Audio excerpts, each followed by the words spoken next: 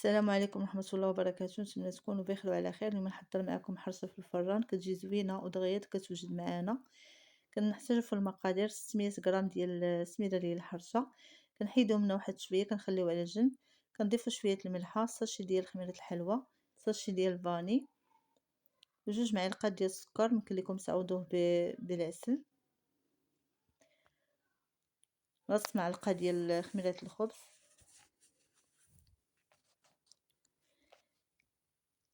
كنخلطو النواشف مع بعضياتهم.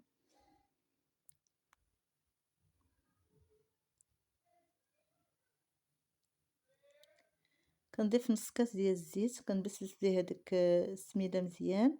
كنحاول ندخل هذاك الزيت مزيان في السميده.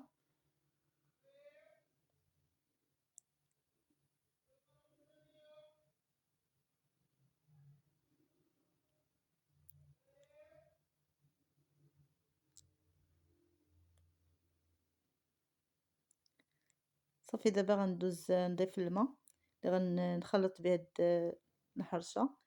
كنضيف الكاس الاول، كنضيف واحد البيضه. ممكن لكم ديروها، ممكن لكم تستغناو عليها، ولكن الا درتوها ما غتندموش عليها. كنمجموع كنضيف جوج كيسان ديال العنبه ديال الماء، وهذيك البيضه كافيه، ما كنحتاجوش مازال نزيدو الماء. صافي كنجمعوا العجينه ديال داك الحرشه ديالنا برؤوس الاصابع، ما كنحاولوش ندلكوها باش تبقى فلوزه معانا، ما تجيناش مدقصه. كنخليوها تشرب شويه. ندوزو نحضروا المقله اللي غادي نطيبوها فيها. كندهنها بشويه الزيت ولا شويه ديال الزبده، ورشوها بشويه ديال السميده اللي خليت في الاول. صافي دابا غادي ندوز نكرسها.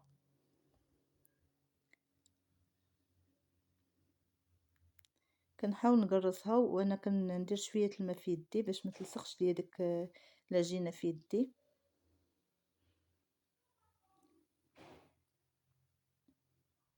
هاد الحرشه دغيا كتوجد وسهله على الحرشه الاخرى اللي كنديروها كنطيبوها فوق البوطه. كتمحلنا شويه وبعد مرات ما كتصدقش لينا كاع.